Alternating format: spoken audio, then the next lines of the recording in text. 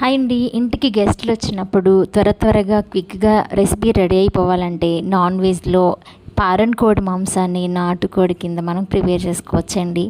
Same నాటుకోడి తిన్న ఫీలింగే ఉంటుంది. ఇక్కడ ఉల్లిపాయల్ని గోల్డెన్ కలర్ వచ్చే వరకు ఫ్రై చేసుకున్నాను. ఈ ఉల్లిపాయలో హోల్ గరం మసాలాను కూడా ఒక 2 వేసి యాడ్ చేసుకున్నాను. తర్వాత ఇందులో పచ్చిమిర్చి, కరివేపాకు, అల్లం వెల్లుల్లి పేస్ట్ కూడా వేసుకొని ఫ్రై చేసేసుకున్న తర్వాత ముందుగా మ్యారినేట్ చేసుకున్న చికెన్ని యాడ్ చేసేసుకున్నాను. పారన్ కోడి మాంసాన్ని ఒక నిమ్మరసంతో క్లీన్ చేసుకున్న తర్వాత మిల్లి పట్టించుకున్న కారము లేదంటే పచ్చికారం అయినా సరే కారము, అలాగే గరం మసాలా, తర్వాత అల్లం వెల్లుల్లి పేస్టు, పసుపు వేసుకుని మ్యారినేట్ చేసేసుకున్నానండి. ఇది ఇప్పుడు వేయించుకున్న ఉల్లిపాయలకు వేసుకొని బాగా కలిపేసుకొని ఒకసారి ఒక 10 విజిల్స్ వచ్చే వరకు విజిల్స్ వేయించుకుంటే చాలా బాగా ప్రిపేర్ అయిపోతుందండి. దీంట్లో వాటర్ ఏమి వేయవసరం లేదు.